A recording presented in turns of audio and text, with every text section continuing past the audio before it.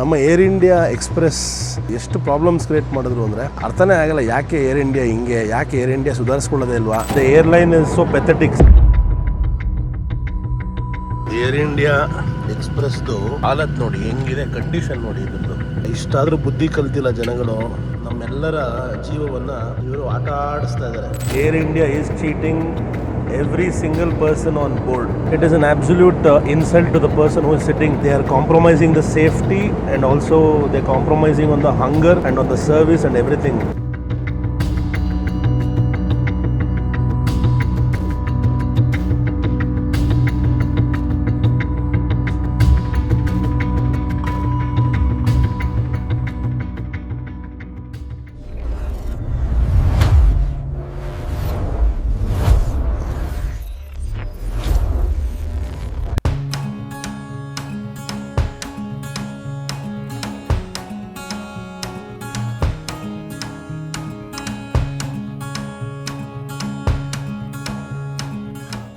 Bahrain ದೇಶದಲ್ಲಿ ಇನ್ನೊಂದು ಬಹಳ ಮುಖ್ಯವಾದ ಟ್ರೇಡಿಂಗ್ ಅಂದರೆ ಇವರ ಮುತ್ತುಗಳು, ಪರ್ಲ್ಸ್. ಆ್ಯಕ್ಚುಲಿ ಈ ದೇಶ ಆಯಿಲ್ನ 1932ನೇ ಇಸ್ವಿಯಲ್ಲಿ ಡಿಸ್ಕವರ್ ಮಾಡೋ ಮುಂಚೆ ಒಂದು ಫಿಶಿಂಗ್ ವಿಲೇಜ್, ಹಾಗೆ ಮುತ್ತುಗಳನ್ನು ಮೈನ್ ಮಾಡುವಂಥ, ಸಮುದ್ರಕ್ಕೆ ಹೋಗಿ ಮುತ್ತುಗಳನ್ನು ಮೈನ್ ಮಾಡಿಕೊಂಡು ಬೇರೆ ಬೇರೆ ದೇಶಗಳಿಗೆ ಎಕ್ಸ್ಪೋರ್ಟ್ ಮಾಡ್ತಾಯಿದ್ರು. ಹಾಗೆ ಇಲ್ಲಿ ಸೇಲ್ ಮಾಡ್ತಾಯಿದ್ದಂತಹ ದೇಶ. ಆಯಿಲ್ನ ಡಿಸ್ಕವರಿಯ ನಂತರ ಈ ದೇಶ ಆಯಿಲ್ ಮೇಲೆ ಹೆಚ್ಚು ಫೋಕಸ್ ಮಾಡ್ತು. ಆದರೂ ಇವತ್ತಿಗೂ ಕೂಡ ಈ ದೇಶದಲ್ಲಿ ನಿಮಗೆ best pearls in the world ಸಿಗುತ್ತೆ. ಮಾರ್ಕೆಟಲ್ಲಿ ಹೋಗಿ ಅದನ್ನು ತೋರಿಸುವಂತಹ ಪ್ರಯತ್ನ ಮಾಡ್ತೀನಿ. ಬಹರೇನ್ನ ಗಲ್ಲಿಗಳು ಭಾರತ ದೇಶದ ಗಲ್ಲಿಗಳಿಗೆ ಬಹಳ ಹೋಲಿಕೆ ಆಗುತ್ತೆ, ಕ್ಲೆನ್ಲಿನೆಸ್ ವಿಚಾರವನ್ನು ಬಿಟ್ಟು. ಇಲ್ಲಿ ಜಾಗವನ್ನು ಬಹಳ ಕ್ಲೀನ್ ಆ್ಯಂಡ್ ನೀಟಾಗಿ ಮೇಂಟೈನ್ ಮಾಡಿದ್ದಾರೆ ಎಲ್ಲದನ್ನು, ಅದೇ ಖುಷಿಯಾಗೋದು. ಈಗ ಇಲ್ಲಿಯ ಲೋಕಲ್ ಮಾರ್ಕೆಟ್ ಸೂಕನ್ನು ತೋರಿಸೋದಕ್ಕೆ ಹೋಗ್ತಾ ಇದ್ದೀವಿ. ಬಹರೇನ್ ಅನ್ನೋ ಒಂದು ದೇಶ ಫಾರ್ಮ್ ಆಗೋ ಮುಂಚೆ ಇಲ್ಲಿ ದಿಲ್ಮನ್ ಅನ್ನೋ ಒಂದು ಸಿವಿಲೈಸೇಷನ್ ಅಥವಾ ಸುಮೇರಿಯನ್ ಸಿವಿಲೈಸೇಷನ್ನ ಸಾಕಷ್ಟು ಇತಿಹಾಸ ಇದೆ. ಏನು ನಂಬ್ತಾ ಇದ್ರು ದಿಲ್ಮನ್ ಸಿವಿಲೈಸೇಷನ್ ಅಂದರೆ ರೀಬರ್ತ್, ಅಂದರೆ ಮತ್ತೆ ಹುಟ್ಟುತ್ತಾರೆ ಮನುಷ್ಯ ಸತ್ತ ಮೇಲೆ ಅನ್ನೋದು ಇವರಿಗೆ ಬಹಳ ಸ್ಟ್ರಾಂಗಾಗಿ ನಂಬಿಕೆ ಇತ್ತು. ಬೇರೆ ಬೇರೆ ಪ್ರದೇಶಗಳಲ್ಲಿ, ಇವಾಗ ಈಜಿಪ್ಟ್ ದೇಶದಲ್ಲೂ ಕೂಡ ಮರುಜನ್ಮ ಅಥವಾ ಪುನರ್ಜನ್ಮವನ್ನು ನಂಬ್ತಾಯಿದ್ರು. ಅದಕ್ಕೋಸ್ಕರ ಅವರು ತಮ್ಮ ಫಾರೋಗಳು ಹೂತಾಕೋ ರೀತಿಗೆ ಬೇರೆ ಬೇರೆ ಪ್ರೋಸೆಸ್ ಎಲ್ಲ ಮಾಡೋರು. ಅದೇ ರೀತಿ ಇಲ್ಲೂ ಕೂಡ ಸತ್ತ ನಂತರ ಮತ್ತೆ ಪುನರ್ಜನ್ಮ ಆಗುತ್ತೆ. ಅದಕ್ಕೋಸ್ಕರ ಸಾಕಷ್ಟು ಬೇರೆ ಬೇರೆ ಪ್ರದೇಶಗಳಿಂದ ಈ ಒಂದು ಬಹರೇನ್ ಪ್ರದೇಶಕ್ಕೆ ಜನಗಳು ಬಂದು ತಮ್ಮ ಲಾಸ್ಟ್ ಡೇಸ್ನ ಸ್ಪೆಂಡ್ ಮಾಡ್ತಾಯಿದ್ರು. ಹೇಗೆ ನಮ್ಮಲ್ಲಿ ಕಾಶಿಗೆ ಹೋಗ್ಬಿಟ್ಟು ನನ್ನ ಸಾವು ಕಾಶಿಲಾದರೆ ನಾನು ದೇವರ ಸ್ವರ್ಗಕ್ಕೆ ಅಥವಾ ನಾನು ದೇವರಿರೋ ಜಾಗಕ್ಕೆ ಹೋಗ್ತೀನಿ ಅಂತ ನಂಬಿಕೆ ಇದೆಯಲ್ಲ, ಅದೇ ರೀತಿ ಇಲ್ಲೂ ಕೂಡ ಇಲ್ಲಿ ಬಂದು ಸತ್ತರೆ ಬಹರೇನಲ್ಲಿ ಸೀದಾ ಪುನರ್ಜನ್ಮ ಆಗುತ್ತೆ. ಹಾಗೆ ಹೋಗುವಂತಹ ಜಾಗ ಕೂಡ ಬಹಳ ಸುಖಕರವಾಗಿರುತ್ತೆ ಅನ್ನೋದು ಇಲ್ಲಿಯ ದಿಲ್ಮನ್ ಸಿವಿಲೈಸೇಷನ್ನ ಆಗಿನ ನಂಬಿಕೆ.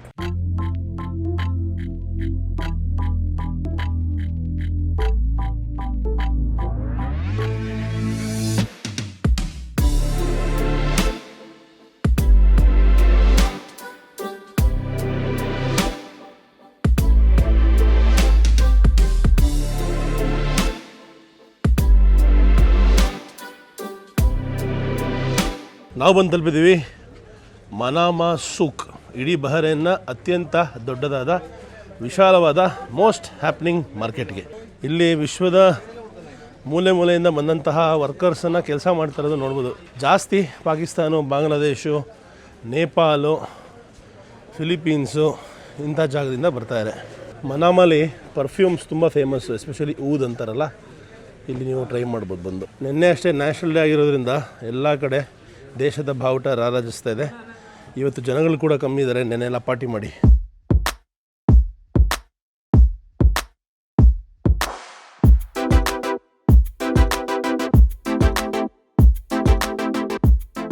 ಬಹರೇನು ಒಂದು ರೀತಿಯ ವಿಚಿತ್ರ ದೇಶ ಅಂತಲೇ ಕರಿಬೇಕು. ಯಾಕೆಂದರೆ ಇದೊಂದು ಆರ್ಕಿಪಿಲಾಗು, 33 ದ್ವೀಪಗಳು ಸೇರಿ ಆಗಿರುವಂತಹ ರಾಷ್ಟ್ರ. ಹಾಗೆ 50 ಮ್ಯಾನ್ ಮೇಡ್ ಐಲ್ಯಾಂಡ್ಸ್ ಕೂಡ ಈ ದೇಶದಲ್ಲಿದೆ. ಒಟ್ಟು 83 ಐಲ್ಯಾಂಡ್ಸ್ನ ಸಮೂಹ ಬಹರೇನ್ ದೇಶ. ಯಾವುದೋ ಒಂದು ಪರ್ಫ್ಯೂಮ್ ಅಂಗಡಿಗೆ ಹೋಗಿ ಹೇಗಿದೆ ಅಂತ ತೋರಿಸುವಂಥ ಪ್ರಯತ್ನ ಮಾಡ್ತೀನಿ, ಬನ್ನಿ. ಪರ್ಫ್ಯೂಮ್ ಮಿಕ್ಸ್ ಚೆನ್ನಾಗಿದೆ ಅಂಗಡಿ, ಅದು ಅಂಗಡಿ ಗಮ್ ಅಂತ ಇದೆ. ವರ್ಲ್ಡಲ್ಲಿ ಯಾವ್ಯಾವ ಪರ್ಫ್ಯೂಮ್ ಇದೆಯೋ ಎಲ್ಲ ಪರ್ಫ್ಯೂಮ್ನ ಕೂಡ ಮಿಕ್ಸ್ ಮಾಡಿಕೊಡ್ತಾರೆ ಇಲ್ಲಿ. ನೋಡಿ ರೇಟ್ಗಳು ಯಾವ ಥರ ಇದೆ ಅಂತ. 30 mlಗೆ 5, 50 mlಗೆ 7, 100 mlಗೆ 12. ಇಲ್ಲಿ ಕೆಲಸ ಮಾಡ್ತಿರೋದು ನಮ್ಮ ಕೇರಳ ಸ್ನೇಹಿತರು. Very good. ಸೊ ಮಿಕ್ಸ್ ಮಾಡಿಸ್ತಾ ಇದ್ದೀವಿ ಪರ್ಫ್ಯೂಮ್ನ. ನಮ್ಮ ಫ್ರೆಂಡ್ಗೆ ಹೇಳ್ತಾ ಇದ್ದೀನಿ, ಎಂಥ ಪರ್ಫ್ಯೂಮ್ ಕೊಡೋ ಗುರು ಅಂದರೆ ಹುಡುಗರೆಲ್ಲ ತಪ ತಪ ತಪ ಬಿದ್ದೋಬೇಕು ಅಂತ. ಅದಕ್ಕೆ ನಗ್ತಾ ಇದ್ದಾನೆ.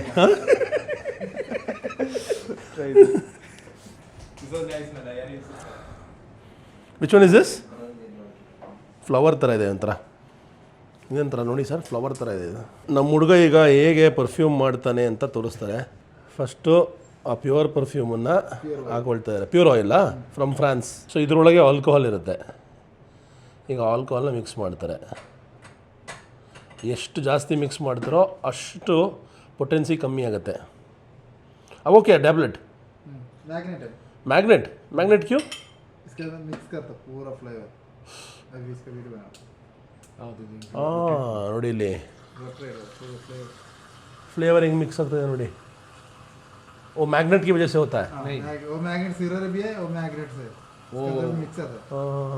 कैप्सूल ऐसा ನೋಡಿ ಪ್ರೊಫೆಷನಲ್ ಮಿಕ್ಸಿಂಗ್ ಮಾಡ್ತಾ ಇದ್ದಾರೆ ಕ್ಯಾಪ್ಸೂಲ್ ಮೂಲಕ.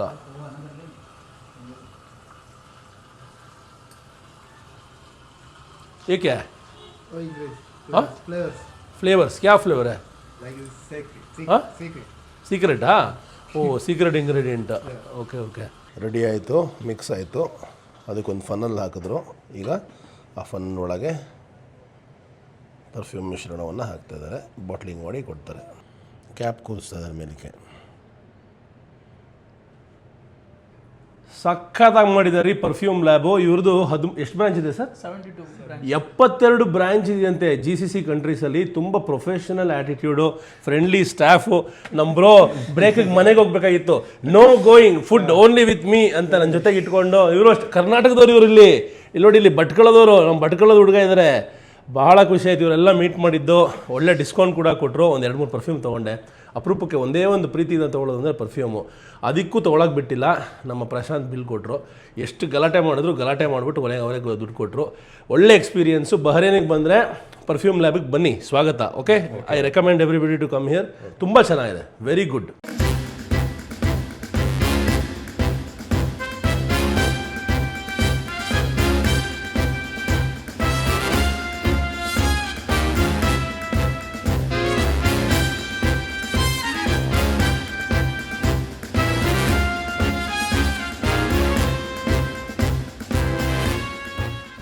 ಸೊ ಇಲ್ಲಿಗೆ ನಮ್ಮ ಬಹರೇನ್ ಪುಟಾಣಿ ಪ್ರವಾಸ ಮುಗೀತು. ವಾಪಸ್ ನಾವು ಕಿಂಗ್ ಫಹದ್ ಹೈವೇಯಿಂದ. ಆಹಾ, ಎಂಥ ನೋಟ, ಚೆನ್ನಾಗಿದೆ. ಒಂದು ವಾರ ಬಂದು ಆರಾಮಾಗಿ ಒಂದೊಳ್ಳೆ ಸೀರೀಸ್ ಮಾಡ್ಬೋದು. ನೆಕ್ಸ್ಟ್ ಟೈಮ್ ಬರ್ತೀನಿ, ಬಂದಾಗ ಒಂದೊಳ್ಳೆ ಬಹರೇನ್ ಸೀರೀಸ್ ಮಾಡ್ತೀನಿ. ಸದ್ಯಕ್ಕೊಂದು ಶ್ಯಾಂಪಲ್ ಅಂತ ಅಂದ್ಕೊಳ್ಳಿ. ನಾನು ಆ್ಯಕ್ಚುಲಿ ಬಹರೇನಿಂದನೇ ವಾಪಸ್ಸು ಬೆಂಗಳೂರಿಗೆ, ಕರ್ನಾಡಿಗೆ ಬರೋಣ ಅಂತ ಅನ್ಕೋತಾ ಇದ್ದೆ. ಆದರೆ ಟಿಕೆಟ್ ಸಿಗಲಿಲ್ಲ, ತುಂಬ ಎಕ್ಸ್ಪೆನ್ಸಿವ್ ಇತ್ತು. ಅದಕ್ಕೋಸ್ಕರ ವಾಪಸ್ ರಿಯಾದ್ಗೆ ಹೋಗಿ ರಿಯಾದಿಂದ ಇಂಡಿಯಾಗೆ ಬರ್ತೀನಿ. ಬ್ರದರ್ ಕೂಡ ರಿಯಾದ್ವರೆಗೂ ನನ್ನನ್ನು ಡ್ರೈವ್ ಮಾಡ್ತಾರೆ. ಯಾಕೆಂದರೆ ಅವ್ರ ಮನೆ ಇರೋದು ಅಲ್ಲಿ ಕರ್ಜಲ್ಲಿ, ಅಲ್ಲಿ ಬಿಟ್ಟು ಮುಂದೆ ಹೋಗ್ತಾರೆ. ಸೊ ಇಲ್ಲಿಂದ ವಾಪಸ್ ಹೋಗ್ಬೇಕಾದ್ರೆ ಮತ್ತಿನ್ನೊಂದ್ಸಲ ಟಿಕೆಟ್ ತೊಗೊಂಡ್ರು. ಗುಡ್ ಬಾಯ್ ಬಹರೇನ್. ಬಹರೇನ್ಗೆ ಟಾಟಾ ಹೇಳುವಂತಹ ಸಮಯ. ತುಂಬ ಚೆನ್ನಾಗಿತ್ತು. ಒಂದೇ ಒಂದು ದಿವಸ ಇದ್ದಿದ್ದು, ಆದರೂ ತುಂಬ ಚೆನ್ನಾಗಿತ್ತು. ಬಹರೇನ್ಗೆ ಹಾಗೆ ಸ್ನೇಹಿತರಾದ ಪ್ರಶಾಂತ್ ಜೈನ್ ಅವ್ರಿಗೆ ತುಂಬ ಹೃದಯ ಧನ್ಯವಾದಗಳು ತೋರಿಸಿದ್ದಕ್ಕೆ sir. Thank you. Welcome sir.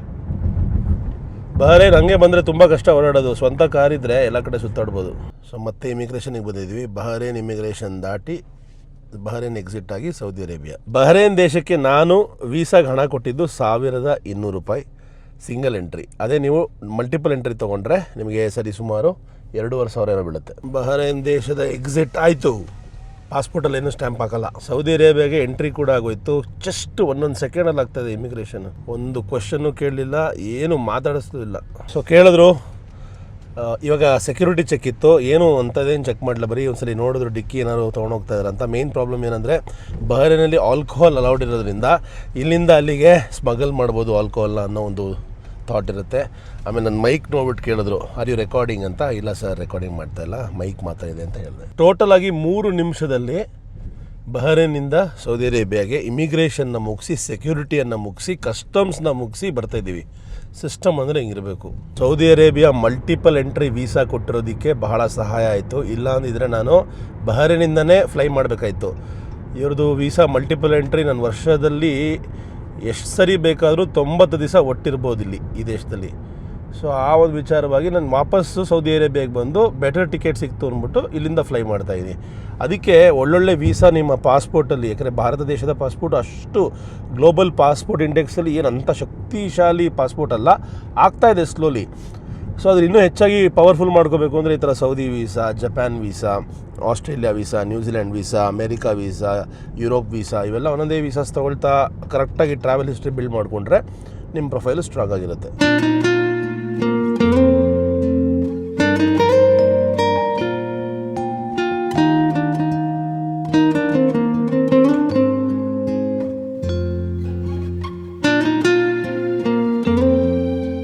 ನಮ್ಮ ಸೌದಿ ಅರೇಬಿಯಾ ಟ್ರಿಪ್ಪು ಕೊನೆಗೂ ಮುಗಿತಾ ಬಂತು ರೀ. ಬೇಜಾರಾಗ್ತದೆ ಇಲ್ಲಿಂದ ಹೊರಡೋದಕ್ಕೆ, ಯಾಕಂದರೆ ಅಷ್ಟು ಪ್ರೀತಿ ಸಿಕ್ತು ಇಲ್ಲಿ ಕನ್ನಡಿಗರಿಂದ, ಹಾಗೆ ಸೌದಿ ಜನಗಳಿಂದ. ನಮ್ಮ ಪ್ರೀತಿಯ ಸ್ನೇಹಿತರು ಕಡೆಯವರೆಗೂ ಜೊತೆಗಿದ್ದು ಪ್ರಶಾಂತ್ ಅವರು ಏರ್ಪೋರ್ಟ್ನ ಟರ್ಮಿನಲ್ವರೆಗೂ ಡ್ರಾಪ್ ಮಾಡ್ತಾಯಿದ್ದಾರೆ. ತುಂಬ ಹೃದಯದ ಧನ್ಯವಾದಗಳು. ಎಂಥ ಅಮೋಘವಾದ ಟ್ರಿಪ್ಪು. ನಮ್ಮ ಕನ್ನಡಿಗರ ಒಗ್ಗಟ್ಟನ್ನು ತೋರಿಸೋದಕ್ಕೆ, ಎತ್ತಿ ಹಿಡಿಯೋದಕ್ಕೆ ಇದಕ್ಕಿಂತ ದೊಡ್ಡ ನಿದರ್ಶನ ಮುಂದೆ ಬೇರೆ ದೇಶದಲ್ಲಿ ಸಿಗುತ್ತೋ ಇಲ್ಲವೋ ಗೊತ್ತಿಲ್ಲ. ಬಟ್ ಇಲ್ಲಿವರೆಗೂ ಇಷ್ಟು ದೇಶಗಳನ್ನ ಸುತ್ತಾಡಿದಾಗ ಇಷ್ಟು ಡೆಪ್ತಾಗಿ ದೇಶವನ್ನು ನೋಡಿ ಜೊತೆಗೆ ಕನ್ನಡಿಗರ ಜೊತೆಗೆ ಬರ್ತಿದ್ದು ಬಹಳ ಅಪರೂಪವಾದ ಸನ್ನಿವೇಶ ಅಂತಲೇ ಕರಿಬೋದು. ನಾವು ತುಂಬ ಮಿಸ್ ಮಾಡ್ಕೋತೀವಿ ಸರ್. ಹೇಳಿ, ಹೇಗೆ ಅನ್ನಿಸ್ತು ಗ್ಲೋಬಲ್ ಕನ್ನಡಿಗರ ಜೊತೆಗೆ ನೀವು ಓಡಾಡಿದ್ದು? ಸರ್, ಒಂದು ವಾರದ ಮುಂಚೆ ನೀವು ಯಾರು ಅಂತಾನೆ ನಂಗೆ ಗೊತ್ತಿಲ್ಲ, ಅಂದ್ರೆ ಮೀಟ್ ಮಾಡಿಲ್ಲ ಡೈರೆಕ್ಟ್. ಹೌದು ಹೌದು. ಬಟ್ ಈಗ ಹೆಂಗಾಗಿದೆ ಅಂದ್ರೆ ಈಗ ಹೊರಡೋ ಟೈಮಲ್ಲಿ ಎಲ್ಲೋ ನಾವು ಸುಮಾರು ವರ್ಷದಿಂದ ಏನೋ ಪರಿಚಯ ಇದ್ವೇನೋ, ಸೊ ಆ ತರ ಅನಿಸ್ತಾ ಇದೆ ನನಗೇನು. ಈಗ ನನಗೇನು ಡಿಫ್ರೆನ್ಸ್, ಯಾರೋ ಪರಿಚಯ ಇಲ್ಲ ಹಂಗ ಅನ್ಸೇ ಇಲ್ಲ. ಹೌದು. ಸೊ ಓಡಾಡಿದ್ದು ಮಾತಾಡ್ಕೊಂಡಿದ್ದೆಲ್ಲ ನಮ್ಗೆ ಎಲ್ಲೋ ಎಷ್ಟೋ ವರ್ಷದಿಂದ ಪರಿಚಯ ಇದ್ದು ಫ್ರೆಂಡ್ ಜೊತೆ ಓಡಾಡ್ದಂಗೆ ಅನ್ನಿಸ್ತಾ ಇದೆ. ನಿಜ, ನನಗೂ ಹಾಗೆ ಅನ್ನಿಸ್ತಾ ಇದೆ. ಎಷ್ಟೋ ವರ್ಷದ ಸ್ನೇಹಿತರು, ಅವ್ರ ಜೊತೆಗೆ ಬೆಳೆದಂತಹ ಬಾಂಧವ್ಯ, ಎಷ್ಟು ನಕ್ಕಿದೀವಿ. ಅಪ್ಪೋ, ನಕ್ಕಿ ನಕ್ಕಿ ಅಂದರೆ ಹೇಳ್ತಾರಲ್ಲ, ನಗ್ತಾ ಇದ್ರೆ ಲೈಫಲ್ಲಿ ಮನುಷ್ಯ ಹೆಂಗಾಗಿರ್ತಾರೆ ಅಂತ. ಅದಕ್ಕೆ ನಮ್ಮ ಪ್ರಶಾಂತ್ ಅವರೇ ಸಾಕ್ಷಿ. ಅಷ್ಟು ನಗ್ತಾರೆ, ಅಷ್ಟು ನಗಿಸ್ತಾರೆ. ಮತ್ತು ಪ್ರೀತಿ ಅನ್ನೋದು ಮನಸಾರೆ ಎಲ್ರಿಗೂ ದಾರಿ ಎರೀತಾರೆ. ಅದನ್ನು ನೋಡಿ ನನಗೆ ಎಲ್ಲದಕ್ಕಿಂತ ಮನಸ್ಸು ಮುಟ್ಟಿದ್ದು.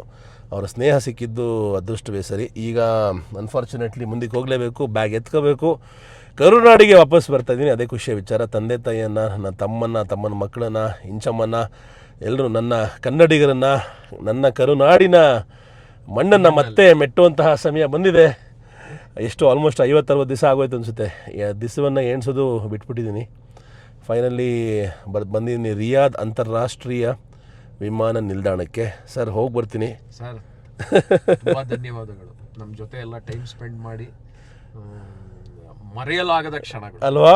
ಮರೆಯಲ್ಲ, ನಿಜವಾಗ್ಲೂ ಅದು ವೀಡಿಯೋಸ್ ನೋಡಿ ನಾನು ಯಾವತ್ತಾರು ಮುಂದೆ ಕೂತ್ಕೊಂಡು ಮತ್ತೆ ವೀಡಿಯೋಸ್ ನೋಡಿದಾಗ ಇವೆಲ್ಲ ನೆನಪಾಗುತ್ತೆ. ಸರ್, ನೀವು ಅಷ್ಟೇ ಇದೇ ರೀತಿ ಕನ್ನಡಿಗರಿಗೆ ಪ್ರೀತಿ ಪ್ರೋತ್ಸಾಹವನ್ನು ಮುಂದುವರಿಸಿ. ಸೌದಿ ಅರೇಬಿಯಾ ದೇಶಕ್ಕೆ ಇನ್ನೂ ಸಾಕಷ್ಟು ಕನ್ನಡಿಗರು ಬಂದು ತಮ್ಮ ಜೀವನವನ್ನು ಕಟ್ಟಿಕೊಳ್ಳಿ ಅನ್ನೋದು ಆಶಯ. ಹೊರದೇಶಗಳಲ್ಲಿ ಬರೋದ್ರಿಂದ ಏನಾಗುತ್ತೆ ಅಂದರೆ, ಒಂದು ಈಗ ನಮ್ಮ ದೇಶದಲ್ಲಿ ಸಿಗದಿರೋಂಥ ಕೆಲವು ಆಪರ್ಚುನಿಟೀಸ್ ಬೇರೆ ಕಡೆ ಸಿಕ್ಕಿದಾಗ ಯೂಸ್ ಮಾಡ್ಕೋಬೇಕು ನಾವು. ಫೈನಲಿ ಅಲ್ಟಿಮೇಟ್ಲಿ ನಮ್ಮ ದೇಶಕ್ಕೆ, ನಮ್ಮ ನಾಡಿಗೆ ಬರೋದು ಇದ್ದೇ ಇರುತ್ತೆ.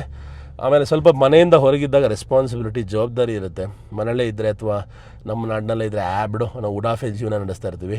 ಆ ಒಂದು ಛಲ, ಆ ಒಂದು ಪಣ ತೊಟ್ಟು ಮುಂದೆ ನುಗ್ಗಬೇಕು ಅಂದಾಗ ಸ್ವಲ್ಪ ಗ್ಲೋಬಲ್ ಆಗಬೇಕು. ಸೊ ಎಲ್ಲ ಗ್ಲೋಬಲ್ ಕನ್ನಡಿಗರೇ ಹುಡುಕ್ತಾ ಇರಿ ಆಪರ್ಚುನಿಟೀಸ್ನ. ಬರೀ ಸೌದಿ ಅಂತಲ್ಲ, ವಿಶ್ವದ ಮೂಲೆ ಮೂಲೆಯಲ್ಲಿ ಓಡಾಡಿ, ಪ್ರವಾಸ ಮಾಡಿ, ಅರ್ಥ ಮಾಡ್ಕೊಳ್ಳಿ, ಬಿಸ್ನೆಸ್ ಮಾಡಿ, ಕೆಲಸ ಮಾಡಿ, ಲೈಫನ್ನು ಚೆನ್ನಾಗಿ ಮುಂದುವರ್ಸ್ಕೊಂಡು ಹೋಗಿ ಅಂತ ಹೇಳ್ತಾ, ರಿಯಾದ್ಗೆ, ಸೌದಿ ಅರೇಬಿಯಾಗೆ ಟಾಟಾ, ಬಾಯ್ ಬಾಯ್, ಗುಡ್ ಬಾಯ್. ನಮಸ್ಕಾರ ಸರ್, ಸಿಗೋಣ ಮತ್ತೆ. ನಮಸ್ಕಾರ, ಥ್ಯಾಂಕ್ ಯು ಸೊ ಮಚ್. ಬರಲಾ sir? Okay sir, thank you. Missing you sir. ಸಿಗೋಣ ಸರ್, ಸಿಗೋಣ ಮತ್ತೆ. ಜಾಸ್ತಿ ದಿವಸ ಇಲ್ಲ ಅಲ್ವಾ? ವಾಪಸ್ ಬರ್ತಾ ಇದ್ದಾರೆ ಪ್ರಶಾಂತ್ ಅವರು ಇಂಡಿಯಾಗೆ. ಬಂದಾಗ ಸಿಗೋಣ. ಹೌದೌದು. ಓಕೆ, ಹೋಗ್ಬರ್ತೀನಿ ಸರ್. ನಮ್ಮ ರಾಣಿ ಡಾಡ್ಜ್ ಚಾರ್ಜರ್ಗೆ ಲವ್ ಯು ಬ್ರೋ. ಹುಡುಗನ ಸರ್?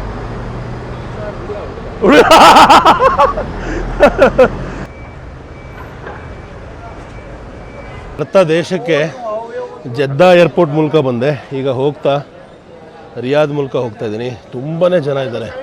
ಟರ್ಮಿನಲ್ 3 ಇದ್ದೀವಿ. ಏರ್ ಇಂಡಿಯಾ ಎಕ್ಸ್ಪ್ರೆಸ್ ಎಲ್ಲೆಲ್ಲಿ ಫ್ಲೈಟ್ಸ್ ಹೋಗ್ತದೆ ಅಂತ ತೋರಿಸ್ತಾ ಇದ್ದಾರೆ. Pakistan International Airlines, Lahore, Cairo, Mumbai, Dubai, London, Baku, Islamabad. ನಮ್ಮದು ಫ್ಲೈಟ್ ಇನ್ನೂ ಓಪನ್ ಆಗಿಲ್ಲ. ಕೌಂಟ್ರ್ ಅನೌನ್ಸ್ ಆದಾಗ ಇಲ್ಲಿ ಬರುತ್ತೆ. ಸೆಕ್ಯೂರಿಟಿ ಎಲ್ಲ ಮುಗೀತು. ಬರೀ ಅಂದರೆ ಇಲ್ಲಿ ಸೌದಿ ಜನಗಳಿಗೆ ಇನ್ನೂ ಆ ಒಂದು ಎಟಿಕ್ವೇಟ್ ಅಥವಾ ಮ್ಯಾನರ್ಸ್ ಇಲ್ಲ, ತುಂಬ ರೂಢಾಗಿರ್ತಾರೆ. ಬಟ್ ನಾನು ಓಕೆ, ವಾಪಸ್ ಮನೆಗೆ ಹೋಗ್ತಾ ಏನಲ್ಲ ಖುಷಿಲಿದ್ದೀನಿ. ಯಾರ ಜೊತೆಗೂ ಹೆಚ್ಚು ಮಾತಾಡೋದಾಗಲಿ ಅಥವಾ ಜಗಳಕ್ಕೆ ಬೀಳೋದಾಗಲಿ ಇಷ್ಟ ಆಗಲಿಲ್ಲ. ಬಟ್ ನಮ್ಮ ಏರ್ ಇಂಡಿಯಾ ಎಕ್ಸ್ಪ್ರೆಸ್ ಯಾರೊಬ್ಬರು ಮ್ಯಾನೇಜರ್ ರಾಜು ಅಂತಿದ್ರು, ಯಪ್ಪ ಎಷ್ಟು ಪ್ರಾಬ್ಲಮ್ಸ್ ಕ್ರಿಯೇಟ್ ಮಾಡಿದ್ರು ಅಂದರೆ ಅದು ಅರ್ಥನೇ ಆಗಲ್ಲ. ಯಾಕೆ ಏರ್ ಇಂಡಿಯಾ ಹಿಂಗೆ, ಯಾಕೆ ಏರ್ ಇಂಡಿಯಾ ಸುಧಾರಿಸ್ಕೊಳ್ಳೋದೇ ಇಲ್ವಾ? ನಮ್ಮ ಭಾರತ ದೇಶದ ಹೆಮ್ಮೆ ಏರ್ಲೈನ್ ಅಂತ ನಾವು ಬರೋದು, ಅವ್ರು ನೋಡಿದ್ರೆ ಕೆಟ್ಟದಾಗಿ ಟ್ರೀಟ್ ಮಾಡ್ತಾರೆ. ಒಂದು ಮ್ಯಾನರ್ಸ್ ಇಲ್ಲ, ಒಂದು ಎಟಿಕ್ವೇಟ್ ಇಲ್ಲ. ಈಗ ಹೊರದೇಶದವ್ರು ನಮ್ಮನ್ನು ಸರಿಯಾಗಿ ಟ್ರೀಟ್ ಮಾಡಲಿಲ್ಲ ಅಂದರೆ ಓಕೆ, ಬಟ್ ನಮ್ಮ ದೇಶದ ಏರ್ಲೈನ್ಸ್ನ ನಮ್ಮ ಜನಗಳು ಕೂಡ ಹಾಗೆ ಮಾಡಿದ್ರೆ ಭಾಳ ನೋವಾಗುತ್ತೆ. ಈಗ ನಾನು ಬಂದಿದ್ದೀನಿ ಏರ್ಪೋರ್ಟ್ ಒಳಗೆ, ಸೆಕ್ಯೂರಿಟಿ ಎಲ್ಲ ಮುಗೀತು, ಏನೂ ತೊಂದರೆ ಆಗಲಿಲ್ಲ. ಫೈನಲಿ ಇಲ್ಲಿ ಐಫೋನ್ ಮಾರ್ತಾಯಿದ್ದಾರೆ ನೋಡಿ. ಇಲ್ಲಿ ಐಫೋನ್ ಪ್ರೈಸಸ್ ತೋರಿಸ್ತೀನಿ. 5,429 ಅಂದರೆ 1,30,30,000 ಹತ್ತಿರ ಸಿಗ್ತಾಯಿದೆ. ಅದೇ ನಿಮ್ಗೆ 1 TB ಬೇಕು ಅಂದರೆ 1,75,000 ಆಗ್ತದೆ. US ಸ್ವಲ್ಪ ಜಾಸ್ತಿ ಇದೆ ಇಲ್ಲಿ ರೇಟು. ಇನ್ನೊಂದು ವಿಷಯ ಏನಪ್ಪ ಅಂದರೆ ಇಲ್ಲಿಯ ಏರ್ಪೋರ್ಟ್ ಕೂಡ ಚೆನ್ನಾಗಿದೆ, ಆದರೆ ಇಲ್ಲಿಯ ಡ್ಯೂಟಿ ಫ್ರೀಲಿ ನಿಮಗೆ ಯಾವುದೇ ಕಾರಣಕ್ಕೂ ಆಲ್ಕೋಹಾಲ್ನ ಬೈ ಮಾಡೋ ಅವಕಾಶ ಇರೋಲ್ಲ, ಆಲ್ಕೋಹಾಲ್ ಕೌಂಟ್ರೂ ಇರೋಲ್ಲ. ಹಾಗೆ ಫ್ಲೈಟ್ಸಲ್ಲಿ ಕೂಡ ನಿಮಗೆ ಆಲ್ಕೋಹಾಲ್ನ ಸರ್ವ್ ಮಾಡೋದಿಲ್ಲ. ಸೌದಿ ಅರೇಬಿಯಾಗೆ ಬರೋ ಫ್ಲೈಟಲ್ಲೂ ಸರ್ವ್ ಮಾಡಲ್ಲ, ಸೌದಿ ಅರೇಬಿಯಿಂದ ಹೋಗುವಂತಹ ಫ್ಲೈಟಲ್ಲೂ ಕೂಡ ನಿಮಗೆ ಆಲ್ಕೋಹಾಲ್ನ ಸರ್ವ್ ಮಾಡಲ್ಲ. ಬಟ್ ರೂಲ್ಸ್ ಎಲ್ಲ ಚೇಂಜ್ ಆಗ್ತಾಯಿದೆ. ಈ ನೆಕ್ಸ್ಟ್ ತಿಂಗಳಿಂದ ಏನೋ ಹೊಸ ಆಲ್ಕೋಹಾಲ್ ರೂಲ್ಸ್ ಬರ್ತಾಯಿದೆ ದೇಶದಲ್ಲಿ. ರಿಯಾದಲ್ಲಿ ಮತ್ತು ಒಂದು 2-3 ಜಾಗದಲ್ಲಿ ಆಲ್ಕೋಹಾಲ್ ಓಪನ್ ಮಾಡಬೇಕು ಅಂತ ಪ್ಲ್ಯಾನ್ ಮಾಡ್ತಾಯಿರಂತೆ. ನನ್ನ ಪ್ರಕಾರ ಆಲ್ಕೋಹಾಲ್ನ ಓಪನ್ ಮಾಡದಿರೋದೇ ಒಳ್ಳೆಯದು. ದೇಶ ಆಲ್ಕೋಹಾಲಿಂದ ಬಿದ್ದರೆ ಅಲ್ಲಿಯ ಯುವಕರು ಎಲ್ಲ ಹಾಳಾಗೋಗ್ತಾರೆ, ಗಮನ ಕೊಡಲ್ಲ ಕೆಲಸದ ಮೇಲೆ. ಈ ದೇಶ ತುಂಬ ಪ್ರೊಡಕ್ಟಿವಾಗಿ ಎಲ್ಲರೂ ಕೆಲಸ ಮಾಡ್ತಾಯಿರೋದು ಎಣ್ಣೆ ಇಲ್ಲ ಅಂತ. ಅಪರೂಪಕ್ಕೆ ಈ ದೇಶದಿಂದ ಆಚೆ ಹೋದರೆ ಎಣ್ಣೆ ಹೊಡಿಲಿ, ಈ ದೇಶದಲ್ಲಿ ಎಣ್ಣೆ ಬರೆದಿರೋದೇ ಬೆಟ್ರ್ ಅಂತ ನನ್ನ ಅಭಿಪ್ರಾಯ ಪರ್ಸ್ನಲಿ. ಮನೆಗೆ ಸೌನಿಯರ್ಸ್ ತೊಗೋಬೇಕು ಅಂದರೆ ಈ ಥರದ್ದೆಲ್ಲ ಇಟ್ಟಿದ್ದಾರೆ ಇಲ್ಲಿ. ಬಟ್ ಇಲ್ಲಿ ತುಂಬ ಎಕ್ಸ್ಪೆನ್ಸಿವ್ ಇದೆ. ಲೋಕಲ್ ಮಾರ್ಕೆಟ್ಸಲ್ಲಿ ತೊಗೊಳೋದು ಉತ್ತಮ. ಪರ್ಫ್ಯೂಮ್ ಸೆಕ್ಷನ್ ಇದೆ. ಇನ್ನು ಬೆಸ್ಟ್ ಪರ್ಫ್ಯೂಮ್ಸ್ ಬರೋದು ಫ್ರಾನ್ಸ್ ದೇಶದಿಂದ. ಆಯಿಲ್ಸ್ ಎಲ್ಲ ಇವತ್ತು ಮಧ್ಯಾಹ್ನ ತೋರಿಸಿದೆ ನಿಮಗೆ. ಅದರದ್ದೇ ಸೇಮ್ ಕಾಸ್ಟು ನೋಡಿ, ಮಧ್ಯಾಹ್ನ ಸೇಮ್ ಇದರ ಪರ್ಫ್ಯೂಮ್ನ ನಾನು ಕಮ್ಮಿ ರೇಟಿಗೆ ಒಂದೇ ಒಂದು ತೊಗೊಂಡಿದ್ದೆ. ಸೇಮು, ಏನು ಡಿಫ್ರೆನ್ಸ್ ಇಲ್ಲ. ಇದೇ ನಾಯರ್ ಎಕ್ಸ್ಟ್ರೀಮ್ ಅಂತ. ಇಲ್ಲಿ ಇದರ ರೇಟ್ 20,000 ಇದೆ. ನನಗಲ್ಲಿ 12 ಅಂದರೆ 10 ದಿನಾರ್ ಅಂದ್ಕೊಳ್ಳಿ, 2,000 ರೂಪಾಯಿ ಏನೋ ಸಿಕ್ತು. ಇಲ್ಲಿ 20,000 ಸೇಮ್ ಪರ್ಫ್ಯೂಮು. ಅಂದರೆ ಬ್ರ್ಯಾಂಡ್ಸು ಅಷ್ಟು ದುಡ್ಡು ಮಾಡ್ತಾರೆ ಬ್ರ್ಯಾಂಡಿಂಗ್ ಮಾಡಿ. ಪರ್ಫ್ಯೂಮ್ಸ್ ತುಂಬ ಚೆನ್ನಾಗಿರುತ್ತೆ. ಈ ಬ್ಲ್ಯಾಕ್ ಆರ್ಚಿಡು ಅಷ್ಟೇ ತೊಗೊಂಡಿದ್ದೆ ಒಂದ್ಸಲಿ. ಇದನ್ನು ನಾನು ತೊಗೊಂಡಿಲ್ಲ, ಒಂದ್ಸಲಿ ಸುದೀಪಣ್ಣ ಗಿಫ್ಟ್ ಕೊಟ್ಟಿದ್ರು ನನಗೆ ಫಾರಿನಿಂದ ಬಂದಾಗ. ಇದು ತುಂಬ ಚೆನ್ನಾಗಿದೆ. ಇದಲ್ಲ, ಇದು ಬಾಟ್ಲಿಂಗ್ ಅವೆಲ್ಲ ಹೆಂಗೆ ಮಾಡ್ತಾರೆ ನೋಡಿ. ಬಾಟ್ಲು ನೋಡಿದ್ರೆ ತೊಗೋಬೇಕು ಅನಿಸುತ್ತೆ. ಲೈಫಲ್ಲಿ ಒಳ್ಳೆ ಪರ್ಫ್ಯೂಮ್ಸ್ನ ಯೂಸ್ ಮಾಡಬೇಕು, ಯಾಕೆಂದರೆ ಬಾಡಿ ಸ್ಮೆಲ್ಸ್ ಒಂಥರ ಹಿಂಸೆ ಕೊಡುತ್ತೆ ಬೇರೆಯವ್ರಿಗೆ, ನಮಗೆ ಗೊತ್ತಾಗಲ್ಲ. ಸೊ ಆದಷ್ಟು ಒಳ್ಳೆ ಕ್ವಾಲಿಟಿ ಪರ್ಫ್ಯೂಮು ಲೈಫಲ್ಲಿ 1 ಅಥವಾ 2 ಇಟ್ಕೊಳ್ಳಿ ಕಾಂಬಿನೇಷನ್ಗೆ. ಎಷ್ಟು ಚೆನ್ನಾಗಿ ಅಲಂಕಾರ ಮಾಡಿದ್ದಾರೆ ಈ ಜಾಗವನ್ನು. ಎಲ್ಲ ಮಿರರ್ಸ್ ಇಟ್ಟಿದ್ದಾರೆ, ನಿಂತ್ಕೊಂಡು ನೀವು ನೋಡಿಕೊಂಡು ಪರ್ಫ್ಯೂಮ್ನೆಲ್ಲ ಟ್ರೈ ಮಾಡ್ಬೋದು. ಇವೆಲ್ಲ ಅರೇಬಿಯನ್ ಪರ್ಫ್ಯೂಮ್ಸು. ಒಂದು ಐಸ್ ಚಾಕ್ಲೇಟ್. ನಮ್ಮ ಫ್ರೆಂಡು ಮಾರೂಫ್ ಅಂದ್ಬಿಟ್ಟು. You from Saudi? Very good brother, thank you. ಬರಿಸ್ತಾಗಿ ನಮ್ಮ ತೆಲುಗು ಸ್ನೇಹಿತರು ಕೆಲಸ ಮಾಡ್ತಾಯಿದ್ದಾರೆ. ಚಾಕ್ಲೇಟ್ ಡ್ರಿಂಕ್ ಬಂದಿದೆ, 21 ರಿಯಾಲ್ಸ್ ಆಯಿತು. ಮುಂಚೆ ನಾನು ರಾತ್ರಿ ಹೊತ್ತು ಕಾಫಿ ಕುಡಿತಾ ಇದ್ದೆ, ಆದರೆ ಈ ಕಾಫಿ ಕುಡಿಯೋದು ಬಿಟ್ಟಿದ್ದೀನಿ. ನಾನು ಅಷ್ಟೇ ಪರ್ಸ್ನಲಿ ನಿಮಗೆ ರೆಕಮೆಂಡ್ ಮಾಡ್ತೀನಿ, ಸಂಜೆ 4 ಗಂಟೆ ಮೇಲೆ ಅಥವಾ 5 ಗಂಟೆ ಮೇಲೆ ಕಾಫಿಯನ್ನು ಕುಡಿಬೇಡಿ. ಅಥವಾ ಯಾವುದೇ ಕೆಫಿನೇಟೆಡ್ ಡ್ರಿಂಕ್ಸು, ಅದು ಎನರ್ಜಿ ಡ್ರಿಂಕ್ಸ್ ಆಗ್ಬೋದು ಅಥವಾ ಯಾವುದೇ ರೀತಿಯ ಕೆಫೀನ್ ಇರುವಂಥ ಡ್ರಿಂಕ್ಸ್. ಇವನ್ ಪೆಪ್ಸಿಯಲ್ಲೂ ಕೆಫೀನ್ ಇದೆ, ಥಮ್ಸಪ್ಪಲ್ಲಿದೆ. ಈಗ ನಾನು ಸ್ಟಾರ್ಬಕ್ಸಲ್ಲಿ ಕಾಫಿ ತೊಗೋಬೋದಿತ್ತು, ಆದರೆ ನಾನು ಬೇಡ ಕಾಫಿ ತೊಗೊಳ್ಳೋದು ಅಂದ್ಬಿಟ್ಟು ಚಾಕ್ಲೇಟ್ ಮಿಲ್ಕ್ ತೊಗೊಂಡೆ. ಯಾಕೆ ಅಂದರೆ ರಾತ್ರಿ ಅಥವಾ ಸಂಜೆ 5 ಗಂಟೆ ಮೇಲೆ ನೀವು ಕಾಫಿ ಕುಡಿದ್ರೆ ಅದು ನಿಮ್ಮ ರಾತ್ರಿಯ ನಿದ್ದೆಯನ್ನು ಅಥವಾ ನಿದ್ದೆಯ ಕ್ವಾಲಿಟಿಯನ್ನು ಡಿಸ್ಟರ್ಬ್ ಮಾಡುತ್ತಂತೆ. ಸೈಂಟಿಫಿಕಲಿ ಪ್ರೂವ್ ಅನ್ನೋದು. ಅದಕ್ಕೆ ಬೇಕಾಗಿರೋ ರಿಸರ್ಚ್ ಪೇಪರ್ಸು ಎಲ್ಲ ಓದಿ, ಆನ್ಲೈನ್ ನಿಮ್ಗೆ ಅರ್ಥ ಆಗುತ್ತೆ. ಈಗ ನಾನು ಹೇಳಿದ ತಕ್ಷಣ ನೀವು ನಂಬಬೇಕಾಗಿಲ್ಲ, ಬಟ್ ನನಗೆ ಇದು ವರ್ಕ್ ಆಗ್ತಾಯಿದೆ, ನಿದ್ದೆ ಚೆನ್ನಾಗಾಗ್ತಾಯಿದೆ. ಏನು ಹೇಳುತ್ತೆ ರಿಸರ್ಚ್ ಅಂದರೆ, ನಿಮ್ಗೆ ಅನಿಸ್ಬೋದು ನೀವು ಕಾಫಿ ಕುಡಿದು ನಿದ್ದೆ ಮಾಡ್ತಾಯಿರ, ಏನೂ ಪ್ರಾಬ್ಲಮ್ ಇಲ್ಲ ಅಂತ. ಬಟ್ ನಿಮ್ಮ ಆ ಡೀಪ್ ಸ್ಲೀಪ್ ಸ್ಟೇಟಲ್ಲಿ ನಿಮಗೆ ಸಾಕಷ್ಟು ರೆಸ್ಟ್ ಸಿಗಲ್ಲ, ಬೇರೆ ಬೇರೆ ಕಾಂಪ್ಲಿಕೇಶನ್ಸ್ ಆಗುತ್ತೆ ಕೆಫೀನಿಂದ ಅಂತ ಹೇಳ್ತಾರೆ. ಸೊ ಸ್ವಲ್ಪ ಅರ್ಥ ಮಾಡಿಕೊಂಡು ನಿಮ್ಮ ಬಾಡಿ ಹೆಂಗೆ ಹೇಳುತ್ತೆ ಅದ್ರ ಪ್ರಕಾರ ಬಿಹೇವ್ ಮಾಡೋದು ಒಳ್ಳೆಯದು. ನಾನು ಕಲಿತಾ ಇದ್ದೀನಿ. Life is a process of learning ಅಂತ ಹೇಳ್ತಾರಲ್ಲ. ಪ್ರತಿ ದಿವಸ ಹೊಸ ಕಲಿಕೆ, ಹೊಸ ಜಾಗ, ಹೊಸ ಜನ, ಹೊಸ ಊಟ ತಿಂಡಿ, ಪ್ರತಿಯೊಂದರಲ್ಲೂ ಹೊಸ ವಿಷಯಗಳು. ಅದನ್ನು ಅರ್ಥ ಮಾಡಿಕೊಂಡು ನನಗೇನು ಸೂಟ್ ಆಗುತ್ತೆ, ಏನು ಸೂಟ್ ಆಗೋಲ್ಲ, ಅದ್ರ ಪ್ರಕಾರ ಅನುಗುಣವಾಗಿ ಬದಲಾವಣೆ ತರುವಂತಹ ಪ್ರಯತ್ನ ಮಾಡ್ತಾಯಿದ್ದೀನಿ. ನೀವು ಟ್ರೈ ಮಾಡಿ ಕಾಫಿ ಜೊತೆಗೆ ಅಥವಾ ಪ್ರತಿಯೊಂದು ವಿಷಯದಲ್ಲೂ.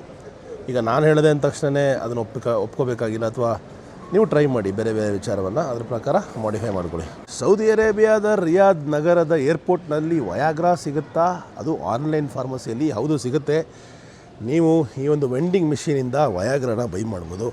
ನೋಡಿ ಇಲ್ಲಿ ಮೇಲ್ಗಡೆ ಇದೆಯಲ್ಲ, ಸೌದಿನೇ ಮೇಡು, ಇಲ್ಲೇ ಲೋಕಲ್ ಸೌದಿ ಮೇಡ್ ತದಾಫಿಲ್ ಟ್ಯಾಬ್ಲೆಟ್ಸ್ 20 mg 20 mg ಇವೆರಡೂ ಕೂಡ ವಯಾಗ್ರಾ, ಹುಡುಗರ ಎರೆಕ್ಷನ್ಗೆ ಬಳಕೆ ಮಾಡುವಂತಹ ಟ್ಯಾಬ್ಲೆಟ್ಸು.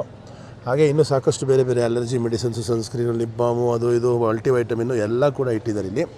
ನೀವು ಮಾಡಬೇಕಾಗಿರೋದು ಇಷ್ಟೇ, ಇಲ್ಲಿ ಕಾರ್ಡು ಅಥವಾ ಇಲ್ಲಿ ಕ್ಯಾಶು ಹಾಕ್ಬಿಟ್ಟು ಬರ್ತದ ಅಂದರೆ ಈ ಒಂದು ಮಷೀನ್ ಫಾರ್ಮಸಿಲಿ ವೆಂಡಿಂಗ್ ಮಿಷಿನಲ್ಲಿ ನಿಮಗೆ ಸಿಗುತ್ತೆ. ನಾನೆಲ್ಲಿಯೂ ಇವತ್ತುವರೆಗೂ ಭಾಳ ಟ್ರಾವೆಲ್ ಮಾಡಿದ್ದೀನಿ, ಆ ಥರ ಆನ್ಲೈನ್ ವೆಂಡಿಂಗ್ ಮಿಷಿನಲ್ಲಿ ವಯಾಗ್ರಾ ಏರ್ಪೋರ್ಟಲ್ಲಿ ಸಿಗ್ತಾ ಇರೋದನ್ನು ನೋಡಿರಲಿಲ್ಲ. ಇಂಟ್ರೆಸ್ಟಿಂಗ್ ಅನ್ನಿಸ್ತು, ಅದಕ್ಕೆ ತೋರಿಸ್ದೆ. ನನ್ನ ಹತ್ರ ಸ್ವಲ್ಪ ಸೌದಿ ರಿಯಾಲ್ಸು ಬಚಾಯಿಸ್ಕೊಂಡಿದೆ, ಅದನ್ನು ಎಕ್ಸ್ಚೇಂಜ್ ಮಾಡೋಣ ಅಂತ ನೋಡ್ತಾ ಇದ್ದೀನಿ. ಎಷ್ಟು ರೇಟ್ ಕೊಡ್ತಾರೆ ನೋಡೋಣ. ಬಹಳ ಖುಷಿ ಕೊಟ್ಟಂಥ ವಿಷಯ ಏನು ಗೊತ್ತಾ, ₹1 ಕಮಿಷನ್ ತೊಗೊಳ್ದೆ $754 ರಿಯಾಲ್ ತೊಗೊಂಡ್ರು. ಮೋಸ್ಟ್ಲಿ 4 ರಿಯಾಲ್ ಏನೋ ಕಮಿಷನ್ ಇರ್ಬೋದೇನೋ. $200 ಕೊಟ್ಟರು ವಾಪಸ್ ನನಗೆ. ಅಂದರೆ ಆನ್ಲೈನ್ ಎಕ್ಸ್ಚೇಂಜ್ ರೇಟ್ ಏನಿದೆಯೋ ಎಕ್ಸಾಕ್ಟ್ಲಿ ಅದೇ ರೇಟನ್ನು ನಾನು ವಾಪಸ್ ಕೊಟ್ಟಾಗಲೂ ಕೊಟ್ಟರು. ಏರ್ಪೋರ್ಟಲ್ಲಿ ಜನರಲಿ ಏರ್ಪೋರ್ಟಲ್ಲಿ ಒಂದು 20-25% ಮಾರ್ಕಪ್ ಫೀಸ್ ಇರುತ್ತೆ, ಮುಂಡಾಯಿಸ್ಬಿಡ್ತಾರೆ. ಆದರೆ ₹1 ಮುಂಡಾಯಿಸದೆ ಕರೆಕ್ಟಾಗಿ ಕೊಟ್ಟರು ವಾಪಸ್ಸು. ಹಸುವಾಗ್ತಾಯಿತ್ತು ರೀ, ಇನ್ನೂ 1.5 hours ಆಗುತ್ತೆ ಫ್ಲೈಟ್ ಒಳಗೆ ಹೋಗೋದು ಊಟಕ್ಕೆ. ಅದಕ್ಕೆ ಒಂದು ಚಿಕನ್ ಗ್ರಿಲ್ಡ್ ಸ್ಯಾಲಾಡ್ ತೊಗೊಂಡೆ ಬರ್ಗರ್ ಕಿಂಗಲ್ಲಿ. ಚೆನ್ನಾಗಿದೆ, ನೋಡೋದಕ್ಕೇನೋ ಚೆನ್ನಾಗಿದೆ, ಹೋಪ್ಫುಲಿ ತಿನ್ನೋಕ್ಕೂ ಚೆನ್ನಾಗಿರುತ್ತೆ. ಜೊತೆಗೆ ಸೀಸರ್ ಸಾಸ್ ಡ್ರೆಸ್ಸಿಂಗ್ ಕೊಟ್ಟಿದ್ದಾರೆ, ಇದನ್ನ ಮೇಲೆ ಹಾಕ್ಕೊಂಡು ತಿನ್ನೋದು. ಹಾಳು ಮುಳು ತಿನ್ನೋದು ಬೇಡ ಅಂತ ಸ್ಯಾಲಡ್ ತಿಂತಾಯಿನಿ. ನೀವೆಲ್ಲ ಏನು ಊಟ ತಿಂಡಿ ಮಾಡ್ತಾಯಿದ್ದೀರಾ ಕಾಮೆಂಟ್ ಬಾಕ್ಸಲ್ಲಿ ತಿಳಿಸಿ. ಬರ್ಗರ್ ಕಿಂಗಲ್ಲಿ ಹಿಂದಿ ಹುಡುಗ ಗ್ಲೋಬಲ್ ಕನ್ನಡಿಗ ವಿಡಿಯೋಸ್ ನೋಡ್ತಾರೆ ಅಂತ ಕೇಳಿ ಭಾಳ ಖುಷಿ ಆಯಿತು. ಬಂದು ಫೋಟೋಸ್ ಎಲ್ಲ ತೆಗೆಸ್ಕೊಂಡ್ರು. ಸೌದಿ ಸೀರೀಸ್ ನೋಡ್ತಾ ಇದ್ದಾರಂತೆ. ಅಫ್ಘಾನಿಸ್ತಾನ್ ಸೀರೀಸ್ ತುಂಬ ಇಷ್ಟ ಆಯಿತು ಸರ್ ಅಂತ ಹೇಳಿದ್ರು. ಏನು ಹೇಳೋಣ, ಭಾಷೆ ಬರೆದಿದ್ರು ನಮ್ಮ ವೀಡಿಯೋಸ್ ನೋಡ್ತಾರೆ ಅಂದರೆ ಥ್ಯಾಂಕ್ ಯು, ಧನ್ಯವಾದ. ಈಗ ನಾನಿದ್ದೀನಿ ಸೌದಿ ಅರೇಬಿಯಾದ ಏರ್ಪೋರ್ಟಲ್ಲಿ. ಆದರೆ ಇದು ನೋ ಮ್ಯಾನ್ಸ್ ಲ್ಯಾಂಡ್. ಇಮಿಗ್ರೇಷನ್ ದಾಟಿದ ಮೇಲೆ ಯಾವ ದೇಶಕ್ಕೂ ಬಿಲಾಂಗ್ ಆಗಲ್ಲ. ಇನ್ನೇನು ಬೋರ್ಡಿಂಗ್ ಶುರು ಆಗ್ತದೆ ಕೆಲವೇ ನಿಮಿಷದಲ್ಲಿ. ಸೌದಿ ಅರೇಬಿಯಾ ಬಗ್ಗೆ ಹೇಳೋದಾದರೆ ಭಾಳ ಖುಷಿ ಆಯಿತು. ಹೊಸ ಸೌದಿ ಅರೇಬಿಯಾನ ನೋಡಿ, ಹೊಸ ಡೆವಲಪ್ಮೆಂಟ್ಸು, ಸಾಕಷ್ಟು ರೂಲ್ಸ್ ಆ್ಯಂಡ್ ರೆಗ್ಯುಲೇಷನ್ಸ್ ಚೇಂಜ್ ಆಗ್ತಾಯಿದೆ. ದೇಶ ಸಾಕಷ್ಟು ಜನರಿಗೆ, ಎಸ್ಪೆಷಲಿ ಭಾರತೀಯರಿಗೆ ಜೀವನ ಕೊಟ್ಟಿದೆ. ಇಲ್ಲಿ ಬಂದವರು ಯಾರು ಇವತ್ತರೆಗೂ ಹಾಳಾಗಿಲ್ಲ. ಅದನ್ನು ನೀವೆಲ್ಲ ನೋಡಿದ್ರಿ, ಹೇಗೆ ಎಲ್ಲರೂ ಈ ದೇಶಕ್ಕೆ ಬಂದು ನಮ್ಮ ಜೀವನವನ್ನು ಕಟ್ಕೊಂಡಿದ್ದಾರೆ ಅಂತ. ನೀವುಗಳು ಕೂಡ ಎಕ್ಸ್ಪ್ಲೋರ್ ಮಾಡಿ ಆಪರ್ಚುನಿಟೀಸು ಸೌದಿ ಅರೇಬಿಯಲ್ಲಿ. ನೀವು ಬರೋಕ್ಕೆ ಸಾಧ್ಯ ಆದರೆ ಬನ್ನಿ, ಇಲ್ಲೂ ಕೆಲಸ ಮಾಡಿ. ಈ ಹೊಸ ಸೌದಿ ಅರೇಬಿಯಲ್ಲಿ ಇನ್ನೂ ರೂಲ್ಸು ರೆಗ್ಯುಲೇಷನ್ಸ್ ಎಲ್ಲ ರಿಲ್ಯಾಕ್ಸ್ ಆಗಿ ಇನ್ನೂ ಜಾಸ್ತಿ ಆಪರ್ಚುನಿಟೀಸ್ ಬರ್ತಾಯಿದೆ. ಸೊ ಸೌದಿ ಅರೇಬಿಯಾಗೆ ಟಾಟಾ, ಮತ್ತೆ ಸಿಗೋಣ ಮುಂದಿನ ದೇಶದಲ್ಲಿ. ಅಲ್ಲಿವರೆಗೂ ಚೆಕ್ ಲವ್ ಯು, ಅಲ್ವಿದಾ. ಬೋರ್ಡಿಂಗ್ ಆಯಿತು. ಏರ್ ಇಂಡಿಯಾ ಎಕ್ಸ್ಪ್ರೆಸ್ದು ಹಾಲತ್ ನೋಡಿ ಹೆಂಗಿದೆ, ಕಂಡೀಷನ್ ನೋಡಿ ಇದ್ರದ್ದು. ಎಮರ್ಜೆನ್ಸಿ ಎಕ್ಸಿಟ್ ಸೀಟದು ಕಂಡೀಷನ್ ನೋಡಿ. ನಮ್ಮ ಫ್ರೆಂಡ್ ಪಕ್ಕದಲ್ಲಿದ್ದಾರಲ್ಲ ಎದುರ್ಕೊಂಡು ಕೂತಿದ್ದಾರೆ. डर रहे हो? हाँ, इधर है ना भाई। कैसा है हालत? ये हालत इसका खराब है, टूटा हुआ है। हाँ, और हमको बिठाया. नमस्कार, केबल लाइट कम की जाएगी। Bro, how do you feel sitting here? लगी वेटिंग लाइट का उपयोग कर सकते हैं। धन्यवाद। अच्छा लगता है? ನೋಡ್ರಿ, see the state of Air India. Emergency exit ಸೀಟನ್ನು ಹೊಲ್ದಿಟ್ಟಿದ್ದಾರೆ. ಈ ಥರ ಇದ್ದರೆ ಅಲ್ವಾ, ಇಷ್ಟಾದರೂ ಬುದ್ಧಿ ಕಲ್ತಿಲ್ಲ ಜನಗಳು. ನಮ್ಮೆಲ್ಲರ ಜೀವವನ್ನು ಇವರು ಆಟ ಆಡಿಸ್ತಾ ಇದ್ದಾರೆ. Very very wrong. ನೋಡಿ, ತೋರಿಸ್ಬಾರ್ದು ಅಂತ ಲೈಟ್ ಬೇರೆ ಆಫ್ ಮಾಡಿದ್ರು. I just want to share a story about how Air India is cheating every single person on board. I am doing this in English so that everybody understands. ಹೇಗೆ Air India ಎಲ್ಲರಿಗೂ ಮೋಸ ಮಾಡ್ತಾ ಇದ್ದಾರೆ ಅಂತ ಒಂದು ಚಿಕ್ಕ ನಿದರ್ಶನ. ನನ್ನ ಪಕ್ಕ ಇದ್ದಾರೆ ಬಿಪಿನ್, ಈ ಕಡೆ ಇದ್ದಾರೆ ಸಿಕಂದರ್, ನಾನು ग्लोबल कन्नडिगा महाबलराम. सिकंदर भाई यूपी से है. So he is travelling from Riyadh to Bangalore to Lucknow. Already his flight has been delayed for 3 days and they had given him a hotel and he has not been able to go home on time. He lives somewhere near the Nepal border. Now on board he has already pre-booked a meal from Air India Express. He has booked a meal where he is supposed to be served chicken biryani. Now nobody in the crew asks him whether he wants to eat. Now he says, I have already paid 40 riyals for one chicken biryani and one coffee, but they don't serve it. So then I asked them, why you are not serving him? Then they say we don't have the biryani. I'm like, why you don't have the biryani? Sir, sorry, we don't have it. I said, he has already pre-booked the meal and you say you don't have it. That means it is an absolute insult to the person who is sitting, who wants to eat.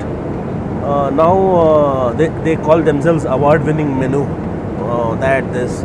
So they did not serve him food. Now after this issue, they say, go and ask the ground staff about it. They might give you a refund. I say, he is hungry now. How do you expect him to go ask the ground staff now? Do you want him to jump from the plane and ask the ground staff? Now he is hungry. So later they decide, okay, you can have some noodles. And they give him a 15 real noodles for his $40 meal. Sorry, 40 real meal. And he is not happy. Now they are finally saying, we will discuss and decide. Now he is very hungry and he has not eaten from a long time. And he wants his food. But he is given some cup noodles. I don't know what they will do, but this is really disgraceful. The airline is so pathetic. See, show them this, bro. Put light, bro. Put light. ನೋಡಿ ಅಲ್ಲಿ ಹೆಂಗಿದೆ ಅಂತ ಎಲ್ಲ ಮುರಿದೋಗಿದೆ. Everything is broken in this flight. Even the emergency exit, see how broken it is. This is how Air India is continuing its pathetic journey, and they are compromising the safety, and also they're compromising on the hunger and on the service and everything. I wish they learn and they don't do the same mistakes. This is very, very bad. But what is surprising is they say we are not responsible. How is it possible that they are not responsible? If they are given a roster and a meal is pre-booked, how can the air hostess say that we are not responsible? Really pathetic. बहुत गलत बात है भाई.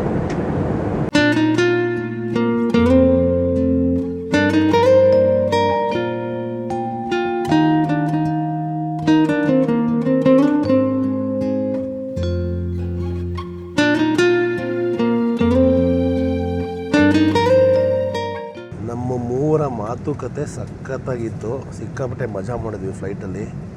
ಬಾಯ್ अच्छा लगा आप दोनों से मिलके. थैंक यू भाई.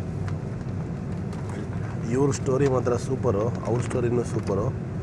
ಇಬ್ಬರು ಕಷ್ಟಪಟ್ಟು ಸೌದಿಯಲ್ಲಿ ಕೆಲಸ ಮಾಡ್ತಾಯಿದ್ದಾರೆ. ಈ ಬ್ರದರ್ ಇದ್ರಲ್ಲ, ಇವರು ಯಾಕೆ ಕೆಲಸ ಮಾಡ್ತಾಯಿದ್ದಾರೆ ಅಂದರೆ ಸೌದಿಯಲ್ಲಿ ಯಾವುದೋ ಟಿಪ್ಪರ್ ಲಾರಿಲಿ ಕೆಲಸ ಮಾಡ್ತಾಯಿದ್ದಾರೆ. ಲೋಡ್ ಎತ್ತಾಕೋದು. 75,000 ಸಂಬಳ. ಪ್ರತಿ ತಿಂಗಳು ಮನೆಗೆ ಅಷ್ಟು ದುಡ್ಡು ಕಳಿಸ್ತಾರಂತೆ. ಒಂದು 2,000 3,000 ಬಿಟ್ಟು ಊಟ ತಿಂಡಿಗೆ ಇಟ್ಕೊಂಡು ಒಂದು 2-3 ಸಾವಿರ ಎಕ್ಸ್ಟ್ರಾ ಇಟ್ಕೊತಾರಂತೆ. ಯಾಕೆ ಅಂದರೆ ಕಿತ್ನಾ ಸಿಸ್ಟರ್ ಅಪ್ಪ ನೋಡಿ 6 ಜನ ತಂಗಿಯರಿದ್ದಾರಂತೆ. ಕಿತ್ನೆ ಕಾ ಶಾದಿ ಹುವಾ ಸಬ್ಕಾ ಹೋ ಗಯಾ ಅಭಿ ಖತಮ್ ಹುವಾ.